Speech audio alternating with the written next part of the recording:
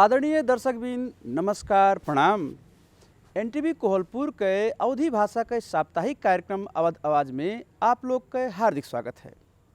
दर्शकबिन हमेशा निहायत अवधी भाषा के ई कार्यक्रम में आज हम लोग शिक्षा क्षेत्र के बारे में बातचीत किया जाए। ये विषय में बातचीत करे करती हम लोग के कार्यक्रम में हम लोग आज आमंत्रण किया गया है भीरकुटी मावी बांके के प्राचार्य तथा सिटी कॉलेज के वाइस प्रिंसिपल लेखाराम श्रीवास्तव जी का। लेखाराम सर का कार्यक्रम में हार्दिक स्वागत है। नमस्कार सर। कैसे दिन बीतत है सर? शिक्षा क्षेत्र में क्या अवस्था है आज? अभी कोविड के महामारी के चरण के बाद ज़्यादा लंबा समय तक विद्यालय कॉलेज पूर्ण रूप से प्रभावित रहा है, ये सबका अवगत है। और कोविड के प्रकोप के बाद अब थोड़ा माहौल, थोड़ा अवस्था के जो सुधार के किरण दिखा है वो सबके लिए एक सकारात्मक ऊर्जा के स्रोत है। और ज़्यादा दिन तक ये कोविड के अवस्था जो बंद रहा है, एक वजह से विशेषकर हम लोग जो क्षेत्र में है, निजी क्षेत्र में, शिक्षा क्षेत्र के निजी क्षेत्र में, यह हमारा एक असर सुधारे के एक आगे कदम चाले के एक मौका मिला। आप तो लंबा समय तक समय से जो है शिक्षा क्षेत्र में आबद्ध हो जाते हैं। कैसे शुरू हुआ आपके शिक्षा क्षेत्र का यात्रा? अब विक्रम संवत 2063 साल से एक स्कूल के शिक्षक से अपन करियर के एक शुरुआत। वो अवस्था में हमका कुछ नहीं पता रहा कि हम कल कहाँ तक जेबे, कौन सीढ़ी चढ़बे, कहाँ तक जेबे। पर आज एक जो स्ट्रगल रहा बीच के दौरान से 2063 साल से आज 2077 तक एक अच्छा अनुभव रहा और एक जीवन का एक शेप करे वाला, एक संरचना दे वाला, आधार दे वाला विगत के हमारा अनुभव है। नहीं, लंबा समय से देखा गया है कि बांके जिला भी एक ग्रामीण, बांके जिला के ग्रामीण क्षेत्र में जो है शिक्षा की अवस्था बहुत नाजुक है, बहुत पढ़ा लिखा आदमी नहीं मिलत हैं। वही स्थिति में भी आप जो है आप लोग शिक्षा क्षेत्र में जो है मेरे को उभर के आवागा, कैसा संघर्ष के दिन बितावा गए? अब देखा जाए तो जैसे आप के प्रश्न में है बांके जिला के जो एक ग्रामीण चित्रण जो आपके प्रश्न में एक है, बांके जिला विशेष देखा जाए तो मधुशी बाहुल्य जिला अंतर्गत में आवाजात है। विशेषकर बांके जिला के शैक्षिक विकास में, शैक्षिक अवस्था में अभी भी बहुत आगे तक जाए, बहुत सुधार के आवश्यक महसूस देखा जाता है। अब वो अवस्था में एक पारिवारिक आधार भी हो सकत है। आज हम थोड़ा बहुत जो शिक्षा क्षेत्र में कुछ आगे हन या एक यहाँ तक ई मुकाम तक पहुँचे हैं, वो हमारा एक पारिवारिक देन भी है और एक अपन व्यक्ति जो व्यक्ति आगे बढ़ा है वो मेहनत भी वह के एक कारण है। प्रारंभिक शिक्षा कैसे कहाँ से लिया गया? प्रारंभिक शिक्षा हमारे नेपालगंज स्थित जय बागेश्वरी उच्च मावी में, अब प्राइवेट में नर्सरी का हाथ है, नर्सरी क्लास से लेके 10 जोड़ 2 12 तक जय बागेश्वरी उच्च माध्यमिक विद्यालय में 12 कक्षा उत्तीर्ण के बाद 2062 साल में हम 12 कक्षा उत्तीर्ण करें। फिर 2063 साल से 3 वर्ष से बैचलर खुद हम जहाँ इस समय सिटी कॉलेज ऑफ मैनेजमेंट में सहायक प्राचार्य हैं, वही कॉलेज में हम स्नातक 3 वर्ष से स्नातक BBS उत्तीर्ण करके फिर नेपालगंज स्थित इस क्षेत्र के लगभग सुदूर मध्य के एक शिक्षा के केंद्र महेंद्र बहुमुखी कैंपस, वहाँ से MBS masters in business study उत्तीर्ण करके उसके बाद भी शिक्षा में निरंतरता अभी भी है और अपन कार्य क्षेत्र में भी निरंतरता है। जैसे व्यवसायिक रूप में कहा जाए या पेशागत रूप में कहा जाए तो अन्य पेशा व्यवसाय में भी आप लाग सका जात रहा हुई, कोनो बिजनेस व्यापार कई सका जात रहा हुई, शिक्षा क्षेत्र में काहे देख आवा गए? अब आगे के भी एक जवाब में हम कहें थोड़ा पारिवारिक जो रहा अवस्था, पिताजी कानून क्षेत्र के कानून व्यवसायी होए के नाते बाल्यकाल से ही ज़्यादा प्रभाव मतलब पकड़ पढ़े के परी पढ़े के चाही, पढ़ाई से आगे बढ़ सका जाता है। एक वो प्रेरणा जो स्रोत के प्रेरणा के स्रोत पारिवारिक रहा, प्रेरणा के स्रोत रहा, वह के कारण जाए यही पेशा में आवे हमका लागत है कि यही पेशा में थोड़ा वो के भी भूमिका है। तो जैसे आप कहा गया कि पारिवारिक एक ठो प्रेरणा से ना आप शिक्षा क्षेत्र में आवा गए है। कहाँ देखा जाता है बांके जिला में शिक्षा का अवस्था कैसा देखा जाता है? अब खासकर शिक्षा आप कोई जिला अंतर्गत या कोई स्थानीयता अंतर्गत के नज़रिया से भी अच्छा है कि देखा जाए केंद्रीय नीति और केंद्रीय तौर तरीका से, जैसे राष्ट्र की शिक्षा नीति का है, उद्देश्य का है, वैसे भी कोई भी जिला या कोई भी स्थानीय निकाय में शिक्षा के जो सफलता है वो निश्चित करत है। खासकर अपने क्षेत्र बांके जिला के बात करे के अवस्था में ज़्यादातर जगह में, विशेषकर नगर से हम लोग अगर बाहर देखा जाए तो अभी भी अब जनशक्ति के हिसाब से हो सकत है या तालीम के हिसाब से हो सकत है या शैक्षिक जो सामग्री होते है उसके हिसाब से देखा जा सकत है। अभी भी ज़्यादातर विद्यालय में और ज़्यादातर चाहे स्थानीय तह के हों चाहे नगर क्षेत्र के हों, ये ऐसा क्षेत्र है, ये ऐसा जगत है कि इसमें सुधार जो है वो निरंतर होने ही चाहिए और जितना भी नया आयाम इनमें समावेश किया जा सकता है उतना आगामी भविष्य के लिए शिक्षा क्षेत्र के बात करा जाता है। जैसे सामुदायिक विद्यालय भा एक जगह है, निजी क्षेत्र के मतलब एक ठो शिक्षा क्षेत्र में योगदान है। निजी क्षेत्र के चुनौती का देखा जाता है, का समस्या आजकल निजी क्षेत्र का भोगे पड़ा है? विशेषकर निजी क्षेत्र में अब खासकर अभी जो जौन परिस्थिति से गुजरा गया है इसमें तो अब देश भीतर भी समस्या रहा है, अंतर्राष्ट्रीय जगत भी इससे प्रभावित हुआ है। कोई भी पेशा व्यवसाय रहा है ये चीज़ से प्रभावित हुआ है, पर निजी क्षेत्र के शिक्षा क्षेत्र में जो चुनौती अभी देखा जा सकता है तो का है कि सरकार के तरफ से भी जो है सहयोग, जैसे सामुदायिक विद्यालय का जो सहयोग है वो निजी विद्यालय का सहयोग हम भौतिक रूप से भवन के बाद या उसके बाद हम नहीं हमारा वो है उद्देश्य करे प्राविधिक सहयोग, हाँ प्राविधिक सहयोग हुआ, शिक्षक लोग के जो क्षमता विकास अभिवृद्धि के कार्यक्रम हुआ या और संबंधित जिससे कल इस क्षेत्र में प्रतिफल बढ़ाए सका जाए, सहभागिता बढ़ाए सका जाए या नतीजा और सुधारा जा सका जाए, इके खासकर इके चुनौती देखा जा हमका महसूस लागत। तो आप तो जो है एक ठो +2 लेवल से लेकर बैचलर मास्टर तक के भी शिक्षा क्षेत्र में आवेद हो जाता है। का देखा जाता है मधेसी समुदाय के विद्यार्थियों के अवस्था सहभागिता शिक्षा में उनके प्राप्त करे वाला प्राप्तांक अंक या जो कहा जाए एक ठो शैक्षिक उपलब्धि है ओके अवस्था कैसे देखा जाता है, कैसा मूल्यांकन किया जाता है? खासकर मधेसी समुदाय के विद्यार्थी के जो इनरोलमेंट रेट है या भरना वही है, सबसे बड़ा समस्या तो वही है। उच्च शिक्षा में है उनके लोगों के पहुँच। कोई भी विद्यार्थी जब विद्यालय तक पहुँची भरना हुई तभी हम लोग अपेक्षा किया जा सकते है कि आगे के भविष्य के या शैक्षिक कितना के उपलब्धि है कितना हासिल कर सकते है, ऐसे एक निर्धारण होते हैं।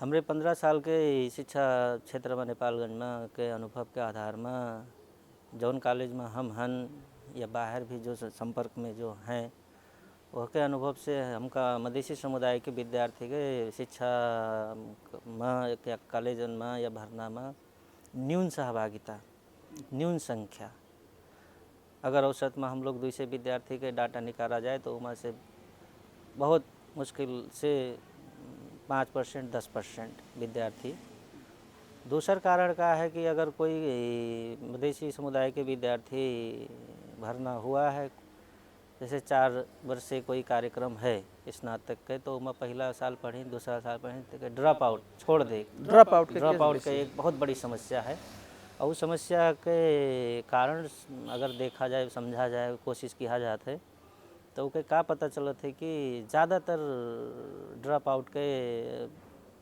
कॉलेज और विद्यालय छोड़े के कारण घरायसी जिम्मेवारी, घरायसी अवस्था, आर्थिक अवस्था, यही सब देखा जाता है।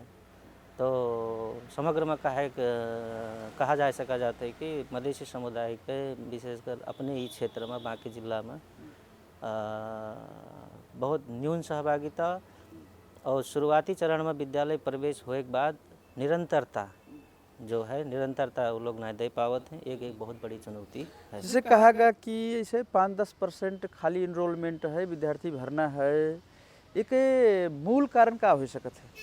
अब हम ये नहीं कहते कि हर परिवार, हर वर्ग मधेसी समुदाय में सब है, आर्थिक कारण से ही शिक्षा में वो शामिल नहीं भए हैं या भरना नहीं भए हैं, ये एक ही कारण एक हम लोग नहीं कहा जा सकत है।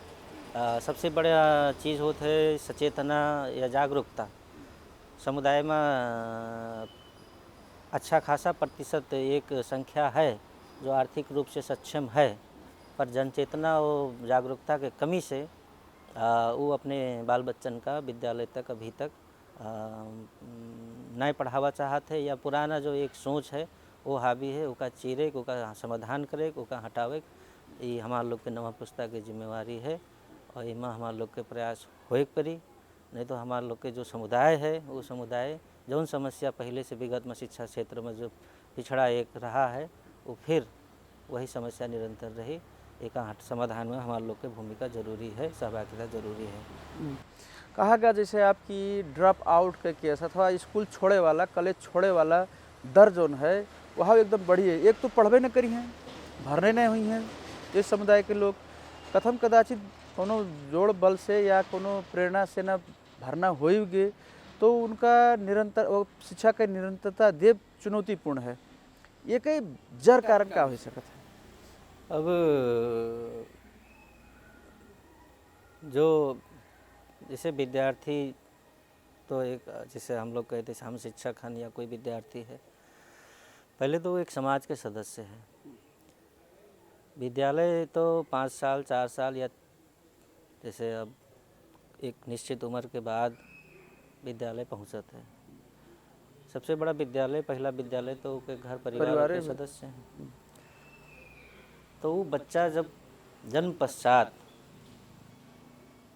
घर के माहौल, घर के और परिस्थिति, जैसे और सदस्य लोग शिक्षा में कहाँ तक गए हैं, कहाँ तक पढ़ाई करी है या नहीं, काहे नहीं करी है, जो एक माहौल वो देखी, तो अगर जैसे कोई बच्चा हमारे हिसाब से परिवार में जन्म पश्चात देखा थे कि हाँ ओके घर में ओके भाई बहन लोग ओके पहले से जो हैं सदस्य लोग पढ़त लिखत हैं, तो हमा भी ओके एक छाप पड़त है। जब वो अपन बाल्यकाल में वो देखा थे कि हमारे घरे कोई पढ़ते नहीं है, कोई स्कूल ही नहीं जाते, तो हो सकते है ओके भी चिंतन वही हिसाब से ओके विकास हुए। एक ही कारण है समाज विकास के क्रम के साथ साथ विकास होने वाला धारणा। तो दूसरा कारण इनमें कहा है कि जैसे हम लोग के खासकर हम लोग के समुदाय में कोई बच्चा अगर विद्यालय निरंतर करा चाहते, पढ़ाई निरंतर करा चाहते, तो एक समाज के जो ये है कि अब सयान हो गए हो, काम करे है, अर्निंग करे है या स्रोत, आर्थिक स्रोत खोजे है, तो ये पारिवारिक जिम्मेदारी जल्दी हस्तांतरण होए को जैसे भी ये जो ड्रॉप आउट के कारण है, या विद्यालय छोड़े की प्रवृत्ति है, या विद्यालय उच्च शिक्षा तक आगे तक न जाए के कारण है, एक यहो प्रमुख कारण मध्य एक कारण है। देखा थे श्रीवास्तव सर, जैसे देखा गया घूमत क्रम में हन बांके जिला के विभिन्न शैक्षिक संस्था देखत क्रम में हन, गांव देहात में हन घूमे के दफ़ा बहुत सारे ऐसा जगह मिला, बहुत सारे ऐसा विद्यार्थी बाल बालिका लोग मिले जेके विद्यालय तक के पहुँचना है, का कहा जाए है, अभी स्कूले नहीं जाते हैं। बहुत से जो है कहा नहीं जाता है कि एक ठो शिक्षा के ज्योति से दूर हैं, जो एक ठो नारो आ रहा है, का कहा जाए पे है? अब यह में तो अपेक्षा जन समुदाय के का है, जैसे खासकर अपने समाज के हम जब बात करी थे तो हम लोग अपन जिम्मेवारी दूसरे के ऊपर ला दी, जो करी है सरकार करी, जो करी है विद्यालय के पढ़ा करी है या शिक्षक लोग करी हैं। तो विद्यालय एक ऐसा चीज़ है जहाँ 2-3 तत्व तो बहुत आवश्यक है, विद्यार्थी, अभिभावक, शिक्षक, या तो उनमें से एको अगर तत्व अपन जिम्मेवारी पूरा नहीं करत है तो कोई भी लक्ष्य जैसे शिक्षा के विकास के, शिक्षा के उन्नति के, शिक्षा में सहभागिता के, शिक्षा में सुधार के अपेक्षा पूर्ण नहीं हो सकत है। अब विद्यालय में विद्यार्थी तो भरना करावेगा हुआ तक के पहुँच बढ़ावे के लिए विशेषकर माध्यम तो बहुत हो सकत है, पर अपन अनुभव में खासकर मधेसी समुदाय में जो एक जनचेतना, एक जागरूकता है, वह में चाहे वृद्धि अभिवृद्धि करे बहुत जरूरी देखा जाए, आवश्यक है, जैसे हमका लागत है। का करे के चाहिए? का कत्ती सरकार के तरफ से या स्टेक होल्डर जगह कहा जाता है, जैसे अभिभावक भी या विभिन्न संघ संस्था होता है, इनके लोगन की भूमिका का देखा जाता है? अभी में तो बच्चा तो छोट रहे, वो तो विद्यालय अपन जाए भी चाहते, अगर उनका अभिभावक ही रोक लगावत हैं या उनके जो अग्रज हैं वही नहीं जा दिया चाहते हैं या माहौल नहीं बने दिया चाहते हैं, तो वह बच्चा तो रेडी है, बच्चा तैयार है, और बच्चा के तो उनमें गलती नहीं है, पर जो अभिभावक में एक अवधारणा बैठा है उका चिरे, उका समाधान करे, उके जो अवधारणा है उका बदले की ज़रूरत है। अभी हमका लागत है कोई एक वर्ग या एक क्षेत्र के उसे सहयोग करे से या सहभागी हुए से मात्र के समाधान नहीं है। विशेषकर ये शिक्षा जगत से आबद्ध जितने पर निकाय हैं, विशेषकर अब स्थानीय तह में देखा जाए तो जो स्थानीय सरकार या स्थानीय जो शिक्षा शाखा है या वह के भूमिका, विद्यालय में जो कार्यरत शिक्षक लोग हैं उनके भूमिका, अभिभावक के भूमिका, अगर ये संपूर्ण वर्ग का एक साथ रख के अगर प्रयास किया जाए तो हो सकता है जो समस्या निरंतरता है समाज में या समुदाय में आगामी दिन में ओके सब चाहे समाधान हो जाए या हो करा जा सकता है, जैसे हमारा विचार है। जैसे आप कहागा कि स्थानीयता है, अब देश में तो इतना घड़ी संघीयता है, स्थानीय गांव पालिका, नगर पालिका है, प्रदेश है, संघ है, ये है। अब स्थानीय तह में हैं जो लोकल गवर्नमेंट है, स्थानीय सरकार है, वो वहाँ तो स्थानीय आदमी लोग हैं, तो वही लोग के पहल कतरा कारगर हो सकत है ये बच्चन के हैं स्कूल तक पहुँचावे में ही? अब यहाँ हम लोग का कहा जा सकता है कि जैसे दूर के मनई, अगर अपरिचित मनई जिसे परिचय नहीं है, अगर वो कुछ कहा तो हो सकते हैं हम लोग न मानी, पर जब अपने गांव घर के, अपने टोला मोहल्ला के आदमी अगर कोई चीज़ समझावत है या अच्छाई कुछ कहत है तो हो सके उसके प्रभाव ज़्यादा हो सकते है। एक ही बहुत सकारात्मक चीज़ आप उठावेगा। कैसे समाज में जो व्यक्ति जैसे बड़ा है या कार्यालय में है तो उके वो समाज से ज़्यादा अटैचमेंट है या संबंधित है, उके संबंध वो समाज से है, कैसे खुद वो समाज से है, तो हम स्थानीयता के भूमिका ज़्यादा हो सकत है, जैसे हमका लागत है, और निरंतरता हो भी रहा है।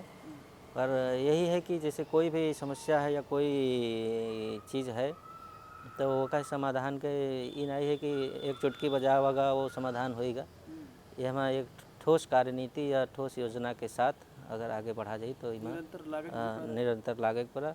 अब ज़्यादातर देखा जाता है कि आवश्यकता जब महसूस हुआ तो थोड़ा दिन 2-4 दिन कुछ हल्ला खल्ला हुआ या कुछ तर्जुमा हुआ, कुछ नीति बना, फिर वो नीति कागज़ में सीमित न हो चाहिए, उसका एक प्रभावकारी तरीक़ा से, और खासकर जैसे हम लोग शिक्षा के जो बात करी थे उसमें बाल बालिका, अभिभावक और सब पक्ष का समावेश करके आगे बढ़े जरूरी देखा जाता है। आप तो एक ठो जो है निजी विद्यालय के संचालक हो जाता है, गांव घर में समुदाय में जो है सामुदायिक विद्यालय भी है। सामुदायिक विद्यालय और निजी विद्यालय के बीच में है का देखा जाता है, मतलब संबंध के अवस्था में एक बार प्रश्न आप फिर जैसे सामुदायिक विद्यालय है जो नी मधेसी विद्यार्थी लोग के शिक्षा तक के पहुँच नहीं पहुँचत है, एमहा सामुदायिक विद्यालय के तरफ से और निजी विद्यालय के तरफ से पहल करे में हन का भूमिका निकाल सक निभा के सका जाता है। अभी में सामुदायिक विद्यालय के तो उनके अपन एक कार्य क्षेत्र है, एक कार्य ढांचा है। अब जो स्थानीय सरकार या प्रदेश सरकार या केंद्रीय संहिता में जैसे भी जौन संरचना में है, उनके एक दिशा निर्देश निश्चित है, ऐसा करना है क्या। तो और निजी क्षेत्र के जो है तो वहाँ कुछ जैसे नाम ही से उनके अलग है निजी क्षेत्र। तो सामुदायिक क्षेत्र और निजी क्षेत्र कोई भी हो, हमका तो का महसूस होते जैसे लागत है कि निजी क्षेत्र के भी खाली जैसे एक समुदाय में का विचारधारा है कि वहाँ सरकार के सब सहयोग है या वो सरकार से सब चीज़ प्राप्त होते है, किताब कापी कलम हर चीज़ में सहयोग है। निजी क्षेत्र में वो नहीं है। पर हम ही नहीं कहते कि निजी क्षेत्र के विद्यालय के सहभागिता वृद्धि में या जन समुदाय में सचेतना में भूमिका नहीं हो सकते, हम ये बात नहीं स्वीकारित है। निजी क्षेत्र भी अगर अपन जैसे एक नीति नियम के साथ आगे बढ़त है या कोई स्थानीयता में या जो विद्यालय जहाँ निजी विद्यालय संचालन है वहाँ के समुदाय में अगर कोशिश किया जाए तो विद्यार्थी के सहभागिता, विद्यार्थी के भरना बढ़ावा जा सकत है। जैसे हमार एक है जैसे कहा गया कि बढ़ा सका जाता है निजी क्षेत्र में हन बहुत ठाव में देखा गया है कि सामुदायिक विद्यालय भले चुपान बैठ रही भरना अभियान के दौरान में हन, लेकिन निजी विद्यालय के शिक्षक लोग दौड़ दौड़ के होम टू डूअर अभियान चलाए के पब्लिक के हन थोड़े बेसी अवेयर कह के नए बच्चन का पढ़ावे के चाहिए। वहू में हन जोन है कम से कम हम लोग का देव जिम्मेवारी, हम लोग जोन है आप लोग का एक सक्षम नागरिक देव कह के चलत हैं। आप लोग के का लागत है निजी विद्यालय से ना ऐसा कुछ प्रभाव पड़त है? विद्या अब भरना अभियान तो यार नज़दीक यार 1-2 साल से अगर देखा जाए तो सामुदायिक विद्यालय में भी एक सकारात्मक परिवर्तन देखा जा सकता है। जैसे जौन समुदाय में विद्यालय संचालित है जौन जगह पर वहाँ के समुदाय के जागरूकता या अभियान या रैली या जैसे एक होने बृहत रूप से उनके सूचना प्रदान करे कि एक सशक्त माध्यम सामुदायिक विद्यालय भी है। पर जैसे आप कहा गया निजी क्षेत्र में थोड़ा जो एक्स्ट्रा जो थोड़ा प्रचार प्रसार या वो है एक वजह से एक चाहे जो जिम्मेवारी है निजी क्षेत्र की जिम्मेवारी सामुदायिक से कम नहीं है जैसे हमका लागत है। एक ठो अवस्था हम बताई थे आपका कि जहाँ बढ़िया सामुदायिक विद्यालय है वहाँ पे निजी स्कूल के अवस्था और सामुदायिक स्कूल के संबंध तो है ही है, एक आपस में संबंध रहबे करी।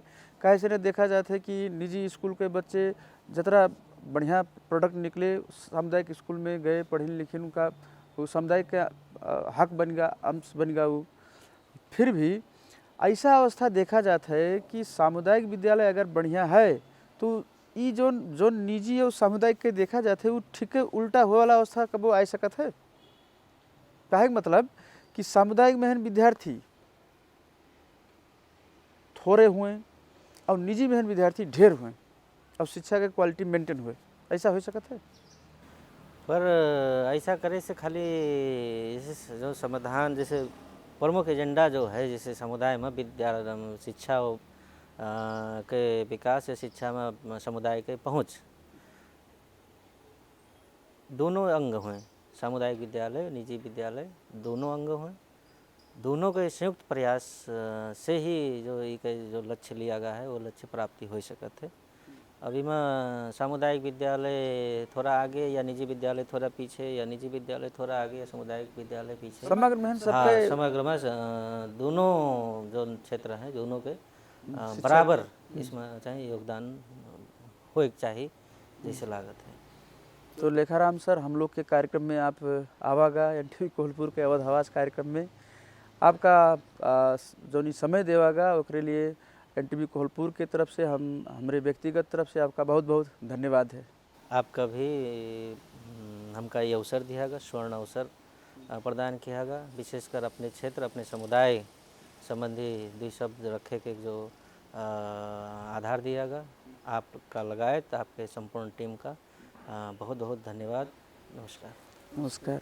आपका भी जो है आपका ये शिक्षा क्षेत्र का योगदान बरकरार रहे। आगामी दिन में आप शिक्षा क्षेत्र में और बेसी प्रगति उन्नति करा देखा जाए, आपके यहाँ ऐसा सुना जाए। आपका फिर बहुत बहुत धन्यवाद है। आदरणीय दर्शकबिन, आज हम लोग बातचीत कियागा शिक्षा क्षेत्र के एक व्यक्तित्व, सिटी कॉलेज के वाइस प्रिंसिपल, भिरकुटी स्कूल के प्राचार्य श्री लेखाराम श्रीवास्तव जी से। बांके जिला के शिक्षा क्षेत्र की अवस्था, निजी विद्यालय की अवस्था और बांके जिला में रहे अवधी भाषी विद्यार्थी लोग के शैक्षिक अवस्था के बारे में संक्षिप्त बातचीत कियागा आज के कार्यक्रम में है। आज के कार्यक्रम का समय समाप्त हो चुका है। आज के कार्यक्रम के तरफ से ये कार्यक्रम में सहयोग करे वाले एनटीवी कोहलपुर के प्राविधिक साथी लोग के साथ हम भगवान यादव भी विदा हुए अनुमति चाहिए है। नमस्कार, प्रणाम।